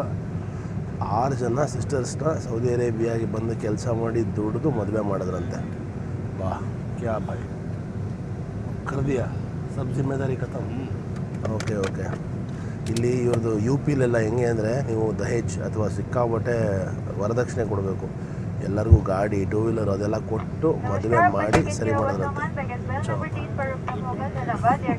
ಹಿಂದೂಸ್ತಾನಕ್ಕೆ ಕರುನಾಡಿಗೆ ಸ್ವಾಗತ. ಆಹಾ ನಮ್ಮ ಕರುನಾಡು, ಗಂಧದ ಗುಡಿ. ಕನ್ನಡ ಅಕ್ಷರ ಕಾಣಿಸ್ತಾ ಇದೆ. ಫಸ್ಟ್ ಕನ್ನಡ ಅಕ್ಷರ ಕಾಣಿಸ್ತಾ ಇದೆ. ಚೇತನ್ ಯಡಿಯೂರು ಹುಡುಗ ಇವತ್ತು ಮನೆ ಕರ್ಕೊಂಡು ಹೋಗುವಂತಹ ಜಿಮ್ಮೆದಾರಿಯನ್ನು ತೊಗೊಂಡಿದ್ದಾರೆ. 20 ವರ್ಷ ಅಂತಾರೆ ಹುಡುಗಂಗೆ. ಲೈಸೆನ್ಸಿಗೆ 2 ವರ್ಷನೂ ಆಗಿಲ್ಲ, ಆಲ್ರೆಡಿ ಟ್ಯಾಕ್ಸಿ ಓಡಿಸ್ತಾ ಇದ್ದಾರೆ. ಕೇಳಿದ್ರೆ ಮನೆಯಲ್ಲಿ ಸಮಸ್ಯೆ ಅಂತ ಹೇಳಿದ್ರು. ಆದ್ರೂ ಎಜುಕೇಷನ್ ಬಿಡದೆ ಸಂಜೆ ಕಾಲೇಜು ಏನಾದ್ರು ಸೇರಿಕೊಂಡು ಮುಗಿಸಬೇಕಾಗಿ ವಿನಂತಿ. ಏನಂತೀರಾ ಚೇತನ್? ಮಾಡ್ತೀರಾ? ಬಿಡಬಾರ್ದು. ಅಂದರೆ ಬೇರೆ ಕೆಲಸ ಮಾಡೋದು ತಪ್ಪಲ್ಲ, ಅಂದರೆ ತಪ್ಪು ಸರಿ ಇಲ್ಲಿಲ್ಲ. ಎಜುಕೇಷನ್ ಕೂಡ ಕಂಪ್ಲೀಟ್ ಮಾಡಿ. ನೋಡಿ ಎಲ್ಲರ ಕಡೆ ಒಂದೇ ಥರ ಇರಲ್ಲ. ಸಮಸ್ಯೆ ಅನ್ನೋದು ಎಲ್ಲರಿಗೂ ಇರುತ್ತೆ ಬರುತ್ತೆ. ಈಗ ನಾವು ಎಷ್ಟು ವರ್ಷ ಸ್ಟ್ರಗಲ್ ಮಾಡಿದ್ದು, ಕೊನೆಗೆ ಏನೂ ಆಗಲಿಲ್ಲ ಅಂತ ಗ್ಲೋಬಲ್ ಕನ್ನಡಿಗ ಮಾಡಿದ್ದು. ವಾತಾವರಣ ಸಖತ್ತಾಗಿದೆ. ಇಡೀ ಊರಿಗೆ AC ಹಾಕ್ದಂಗಿದೆ. ಅಫ್ಘಾನಿಸ್ತಾನಲ್ಲಿ ಹೆಣ್ಣುಮಕ್ಕಳು ಹುಡುಗರು ಓದಬೇಕು ಅಂದರೂ ಓದೋ ಅವಕಾಶ ಇಲ್ಲ. ಅಷ್ಟು ಅಂದರೆ ಓದೋದು ಮರ್ತೋಗಿ ಏನು ಬೇರೆ ಆಚೆ ಬರೋಂಗೂ ಇಲ್ಲ. ಆ ಥರ ಸಿಚುವೇಶನ್ ಸನ್ನಿವೇಶ.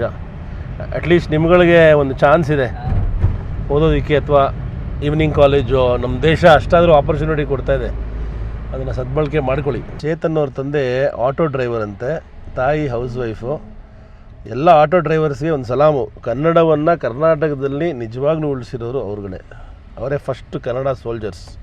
ಏನಂತೀರಾ? ರೀಸೆಂಟಾಗಿ ನಮ್ಮ ಚಾಲಕರ ಸಂಘಟನೆ ಪ್ರೊಟೆಸ್ಟ್ ಮಾಡಿತ್ತಂತೆ ಈ ಏರ್ಪೋರ್ಟಲ್ಲಿ ಮಾಡುವಂತಹ ಕೆಟ್ಟ ರೂಲ್ಸಿಂದ. ಪಾರ್ಕಿಂಗಿಗೆ 10 ನಿಂದ 13 ನಿಮಿಷದವರೆಗೂ ಎಷ್ಟು 100 ರೂಪಾಯಾ? ಅದಾದಮೇಲೆ 300 ರೂಪಾಯಿ. 300 ರೂಪಾಯಿ ಕಟ್ಬಿಟ್ಟು ಯಾವ ಡ್ರೈವರು ಜೀವನ ಮಾಡೋಕ್ಕಾಗತ್ರಿ? ಆ ಥರ ಎಲ್ಲ ರೂಲ್ಸ್ ಮಾಡಬಾರ್ದು. ಎಲ್ಲ ರೂಲ್ಸು ಕಾರ್ಮಿಕರಿಗೆ, ಕಷ್ಟಪಡೋರಿಗೆ ಪರವಾಗಿರಬೇಕು. ಆವಾಗಲೇ ದೇಶ ಮುನ್ನಡೆಯೋಕ್ಕೆ ಸಾಧ್ಯ, ಮತ್ತು ಅವ್ರುಗಳಿಗೂ ಒಳ್ಳೆ ರೀತಿ ಜೀವನ ಕಟ್ಕೊಳ್ಳೋಕ್ಕೆ ಸಾಧ್ಯ. 300 ರೂಪಾಯಿ ಪಾರ್ಕಿಂಗ್ ಫೀಸ್ ಕಟ್ಟಿದ್ರೆ ಹೆಂಗೆ ಸಾಧ್ಯ? ಅದಕ್ಕೆ ಅಂತ ಇವತ್ತು ಅಲ್ಲೇನೋ ಪ್ರೊಟೆಸ್ಟ್ ಎಲ್ಲ ಆಗಿದೆ, ಅಲ್ಲಿ ಬ್ಯಾರಿಕೇಡೆಲ್ಲ ಕಟ್ಬಿಟ್ಟಿದ್ದಾರೆ ಅಂದ್ಬಿಟ್ಟು ಬೇಗೂರು ಬ್ಯಾಕ್ ರೋಡಿಂದ ಕರ್ಕೊಂಬರ್ತಾನೆ ಚೇತನ್. ಅದೇ ಅಂದ್ಕೊಂಡೆ, ಈ ರೋಡೇ ನೋಡಿಲ್ಲ ನಾನು, ಎಲ್ಲಿಂದ ಬರ್ತಾಯಿದ್ದೀನಿ ನಾನು ಅಂತ. ಇವಾಗ ದುಡಿತಾ ಇದ್ದಾನೆ, ಇವ್ನು ನನಗೆ ಕೊಡಿಸ್ತಾನಂತೆ ಜ್ಯೂಸು. ಲೇ ಸ್ಟೂಡೆಂಟ್ ಆಗಿರೋ. ಆದರೂ ನೋಡಿ, ನಾನು ಕೊಡ್ತೀನಿ ದುಡ್ಡು ಅಂತ ಎದ್ದೋದ, ಬೇಡ ಅಂತ ಹೇಳಿದೆ. ಅದೇ ಪ್ರೀತಿ. ಇಲ್ಲಿ ನಾನು ಭಾಳ ದಿವ್ಸಗಳಿಂದ ಬರ್ತಾಯಿದ್ದೀನಿ ನಾಗರಬಾವಿ ಜ್ಯೂಸ್ ಸೆಂಟ್ರಿಗೆ. ನಮ್ಮ ಬ್ರದರ್ ಮರ್ತುಬಿಟ್ಟಿದ್ದಾರೆ ನನ್ನ. ನೋಡಿ ಅಲ್ಲಿ ಚಿಕ್ಕದು ಗ್ಲಾಸ್, ದೊಡ್ಡದು ಗ್ಲಾಸ್. ನಾವು 2 ದೊಡ್ಡದು ಗ್ಲಾಸ್ ಹೇಳಿದ್ದೀವಿ. ನಮ್ಮ ಅಣ್ಣಂಗೆ ಬೋಣಿ ಮಾಡ್ತಾಯಿದ್ವಿ, ನಮ್ಮದೇ ಬೋಣಿ. ಪೂಜೆ ಎಲ್ಲ ಮಾಡಿ ಇವಾಗಷ್ಟೇ ಸಿದ್ಧತೆ ಮಾಡ್ಕೊಂಡಿದ್ದಾರೆ. ನೋಡಿ ಇಲ್ಲಿ ಹೂಗಿ ಎಲ್ಲ ಹಾಕಿ ಗಣೇಶ. ಚಿಯರ್ಸ್. ಆಹಾ,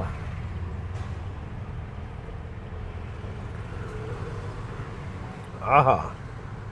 ನಿತ್ಯ ಅವರೇ, ಸತ್ಯವಾಗಲೂ ಚೆನ್ನಾಗಿದೆ. ನಾವಿಲ್ಲಿ ನಾಗರಬಾವಿಯಲ್ಲಿ ತುಂಬ ಸಿನಿಮಾ ಆಫೀಸ್ಗಳಿರೋದು. ನಾನು ಚಿತ್ರರಂಗದಲ್ಲಿದ್ದಾಗ ಆವಾಗ ಈ ಕಡೆ ಬಂದಾಗೆಲ್ಲ ಬರ್ತಾಯಿದ್ದೆ. ಆವಾಗಲೂ ಹಿಂಗೆ ಇದ್ರು ಸರ್, ಇವಾಗಲೂ ಹಂಗೆ ಇದ್ದಾರೆ. ಇತ್ತೀಚೆಗೆ ಬರೋ ಮೆಷಿನಲ್ಲಿ ಈ ಥರ ನೊರೆ ಬರೋಲ್ಲ, ಅದಕ್ಕೆ ಇದನ್ನು ಕಬ್ಬಿನ ಹಾಲು ಅನ್ನೋದು. ಇವಾಗ ಬರೋದು ಕಬ್ಬಿನ ಜ್ಯೂಸು. 1 ಗ್ಲಾಸಲ್ಲಿ ದಾಹ ಹಿಂಗಲಿಲ್ಲ, ಅದಕ್ಕೆ ಇನ್ನೊಂದು ಸೆಕೆಂಡ್. ನಮ್ಮ ಹುಡುಗ ಒಂದೇ ಸಾಕು ಅಂದ್ಬಿಟ್ಟ. ನನಗೆ ಕಬ್ಬಿನಲ್ಲಿ ಎಲ್ಲಿಂದ ಇಷ್ಟ ಆಗಕ್ಕೆ ಶುರುವಾಯಿತು ಅಂದರೆ ಮೈಸೂರಿಂದ. ನಾನು ಮೈಸೂರಿನ ರೋಟ್ರಿ ವೆಸ್ಟ್ ಸ್ಕೂಲಲ್ಲಿ ಓದ್ತಾಯಿದ್ವಿ, ಪ್ರೈಮರಿ ಸ್ಕೂಲು. ಆವಾಗ ನಮ್ಮ ಮನೆಯಿಂದ ನಡ್ಕೊಂಬರ್ಬೇಕಾದ್ರೆ ಅಲ್ಲೊಬ್ರು ಅಂಕಲ್ ಇದ್ದರು. ಅವರು ಕಬ್ಬಿನ ಹಾಲಲ್ಲೇ ಕೈ ಕಳ್ಕೊಂಡಿದ್ರು. ಆ ಮಷೀನ್ ಒಳಗೆ ಒಂದು ಸರಿ ಕೈ ಸಿಗಾಕೊಂಡ್ಬಿಟ್ಟು ಒಂದು ಕೈ ಫುಲ್ ಆಲ್ಮೋಸ್ಟು ಒಂದೇ ಒಂದು ಬೆರಳು ಮಾತ್ರ ಇತ್ತು. ಆದರೂ ಬಂದು ಕಬ್ಬಿನಲ್ಲಿ ಮಾಡೋರು. ಅವರು ಎಷ್ಟು ಮಾಡಿಕೊಡೋರು ಮತ್ತು ಮಾತಾಡಿಸೋರು ಪ್ರೀತಿಯಿಂದ. ಎಷ್ಟು 2 ರೂಪಾಯೋ 2.5 ರೂಪಾಯಿನೋ ಇತ್ತು. ಆವಾಗ 2.5 ರೂಪಾಯಿ ಕೊಟ್ಟು ಕುಡಿಯೋದು ಅಷ್ಟು ಸುಲಭದ ಮಾತಿರಲಿಲ್ಲ. ಅಪರೂಪಕ್ಕೆ ಪಾಕೆಟ್ ಮನಿ ಸಿಗೋದು, ಅದನ್ನು ಹಿಂಗೆ ಇಟ್ಕೊಂಡು ಕುಡಿತಾ ಇದ್ವಿ. ಅದಕ್ಕೆ ನಿಂಬೆಹಣ್ಣು, ಶುಂಠಿ ಬಿದ್ದಾಗ ಸಿಗೋಂತಹ ರುಚಿನೇ ಮಜಾದ ಬೇರೆ. ವಿಶ್ವದ ಮೂಲೆ ಎಲ್ಲೇ ಹೋದ್ರೂ, ಎಲ್ಲೇ ಕಬ್ಬಿನಲ್ಲಿ ಕಣ್ಣಿಗೆ ಬಿದ್ದರೂ ತಕ್ಷಣ ಕುಡಿಬೇಕು ಅನಿಸುತ್ತೆ. ಒಂದು ರೀತಿ ಚೈಲ್ಡ್ಹುಡ್ ಮೆಮೊರೀಸ್ ಅದು. ನಿಮಗೂ ಅಷ್ಟೇ ಯಾವ್ದಾದ್ರು ನಿಮ್ಮ ಚೈಲ್ಡ್ಹುಡ್ ಮೆಮೊರೀಸ್ ಅಥವಾ ನಿಮ್ಮ ಬಾಲ್ಯದ ನೆನಪುಗಳು ಅಥವಾ ಕಬ್ಬಿನ ಹಾಲಿನ ಕತೆಗಳಿದ್ದರೆ ಶೇರ್ ಮಾಡಿ, ಬರೀರಿ ಕಾಮೆಂಟ್ಸಲ್ಲಿ. ಇಲ್ಲಿ ನೋಡಿ, ನಮ್ಮ ಹುಡುಗ ಇದನ್ನಲ್ಲ, ಇಷ್ಟೆಲ್ಲ ನಾನು ಯಾರು ಅಂತ ಗೊತ್ತು ಅವನಿಗೆ, ಆದರೆ ನನಗೆ ಸಬ್ಸ್ಕ್ರೈಬೇ ಮಾಡಿಲ್ಲ ಅವನು. ಇವಾಗ ಹೇಳ್ತಾ ಇರಿ ಈ ಸೀಕ್ರೆಟ್ನ ಎಲ್ಲ ಬೈರಿ ಅವನಿಗೆ. ನೋಡ್ರಿ, ಗ್ಲೋಬಲ್ ಕನ್ನಡಿಗರೇ, ಬರೀ ಇವರೊಬ್ಬ ಅಲ್ಲ, 64% ಗ್ಲೋಬಲ್ ಕನ್ನಡಿಗ ವಾಹಿನಿಯನ್ನು ನೋಡೋರು ಸಬ್ಸ್ಕ್ರೈಬ್ ಮಾಡ್ತಾಯಿಲ್ಲ. ಅದೊಂದು ಚಿಕ್ಕ ಎಫರ್ಟ್ ಹಾಕಿ, ಅದರಿಂದ ಏನಾಗುತ್ತೆ ಅಂದರೆ ನಾವೊಂದು ಎಂಥ ದೊಡ್ಡ ಶಕ್ತಿ ಅಂತ ಎಲ್ಲರಿಗೂ ತೋರಿಸ್ಬೋದು. ಅಂದರೆ ಏನೋ ಒಂದು ಪಾಯಿಂಟ್ ಪ್ರೂವ್ ಮಾಡಬೇಕು ಅಂತಲ್ಲ, ಬಟ್ ಮುಖ್ಯ ಅದು. ಆ ಒಗ್ಗಟ್ಟಿನಲ್ಲಿ ಬಲವಿದೆ. ನಿದ್ದೆ ಮಾಡಿಲ್ವಲ್ಲ, ಒಗ್ಗಟ್ಟನ್ನು ಒಬ್ಬಟ್ಟು ಅಂತ ಇದ್ದೀನಿ. ಇಲ್ಲಿ ಭ್ರಷ್ಟಾಚಾರ ಕಂಡು ಬಂದಲ್ಲಿ ಕರೆ ಮಾಡಿ ಅಂತ ಬರೆದಿದ್ದಾರೆ.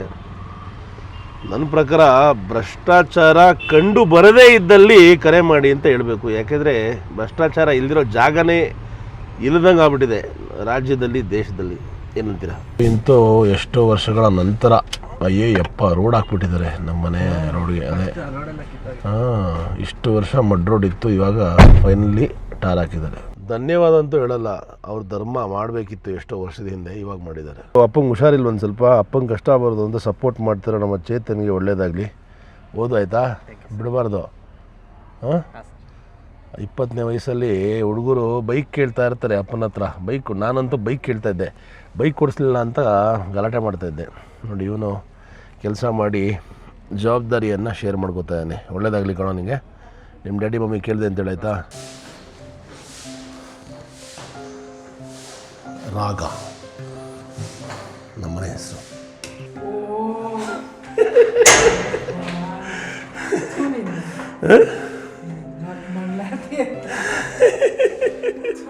ಯಾಕೆ ಏತು ಇದು? ಏನು ಹೇಳಿ ಏನಾಗಬೇಕಾಗಿದೆ? ಹೇಳಿದ್ರೆ ಏನಾಗುತ್ತೆ? ಎಲ್ಲಿ ಮಂಗಳಾರತಿ?